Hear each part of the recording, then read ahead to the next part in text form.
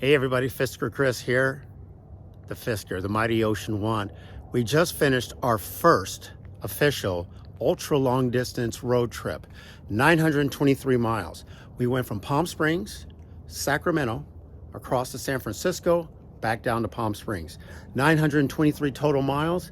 The car performed fabulous. I mean, we were comfortable the whole time, except for that one time in the Presidio. Yeah, scratch here, scratch there on the rim, scratch in the plastic.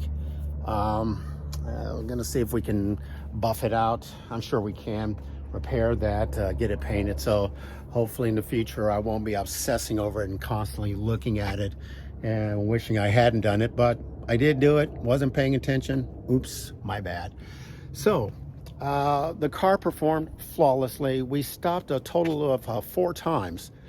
And we stopped twice on the way up, but we only charged to 80% when we short stopped, and then we had charged 80% again just to get us to Sacramento and Elk Grove and drive around there. I charged at my cousin's house, going from Elk Grove back to San Francisco, but just a slight charge. Actually, it was only 50%. And then when we got to San Francisco, I did do a full charge on the way home. So we left San Francisco, drove from San Francisco all the way down to West Burbank on Enos Lane, I believe it is, off the 5 freeway. A total trip of 260 miles. I should have looked that up. Something like that. And got down there with about 50 miles left. So it was like 255 there and 50 left, and so we wound up basically a total of 305 mile calculated range, which was awesome. That was good. Something always about coming home, maybe because of going downhill. You know, if you look at the map, it's going down anyway, so maybe that's it. But so we got like 305 coming back. At Bakersfield, we charged up, and we were charged 80%.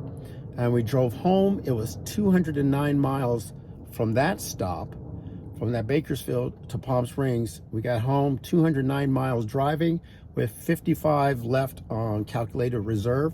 So that's 263 miles at 80% charge. Pretty damn good. I'm happy with that. The car was awesome. Loved the multiple storage. This is an open storage here. Allowed me, we stuck the snacks down there so we can nibble with nuts, Swedish fish, because we like eating healthy. Fish is Swedish fish especially. Plenty of omega-3. I'm pretty sure. I don't know. Check it out. Anyway, so fun fact.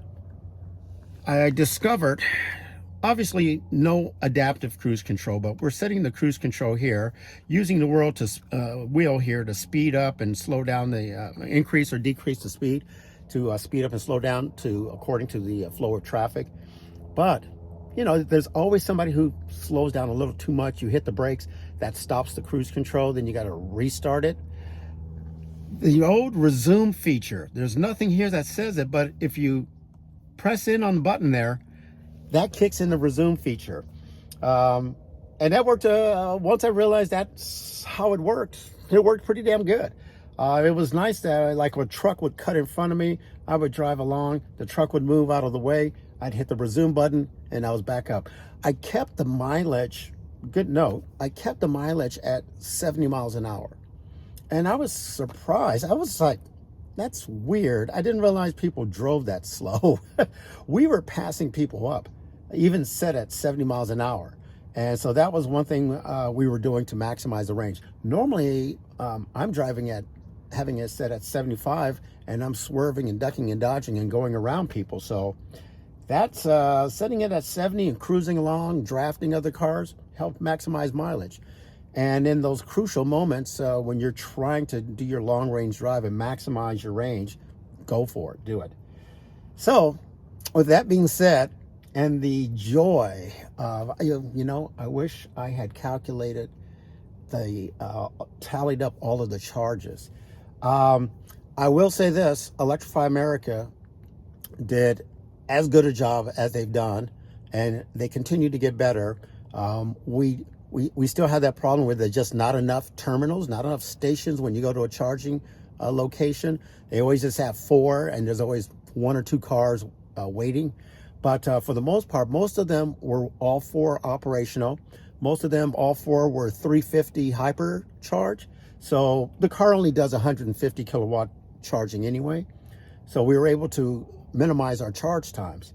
But, you know, they just need more stations. And if in the future Fisker is allowed to use Tesla charging and be able to charge at those stations, what that will do is take, spread the charging sort of allotment around, and other cars can use Tesla, and then that would free up the Electrify America. So looking forward to that. 2025 ought to be a good road trip year. But with that being said, here's a magic moment. Ta-da! I am now taking off. Oops. We can't have the song playing because that's going to be a copyright infringement, and YouTube always busts me for that. Whatever. So, it's it. This is it. Taking off the plastic. Woohoo! That's it. Look at me, Mom. I'm a big boy now. It was kind of funny because a couple times when we were typing in addresses on the TomTom search, we'd have to click, click, click and get it to register because of that plastic. But plastic is off, and this is my car now. I'm loving it. I am very, very happy with the Fisker. Okay, guys, thank you very much for watching. And if anybody is watching us, don't know. So, hey, we'll talk to you soon. I've got more road trips. As a matter of fact, in January, we're going to have a Las Vegas, Palm Springs to Las Vegas, the front door. We're going to take the full freeway route, none of the back door, back country shortcut. We're taking the full 270-mile route, going the 10 to the 215 to the 15 freeways, and we're going to see how that works out for us.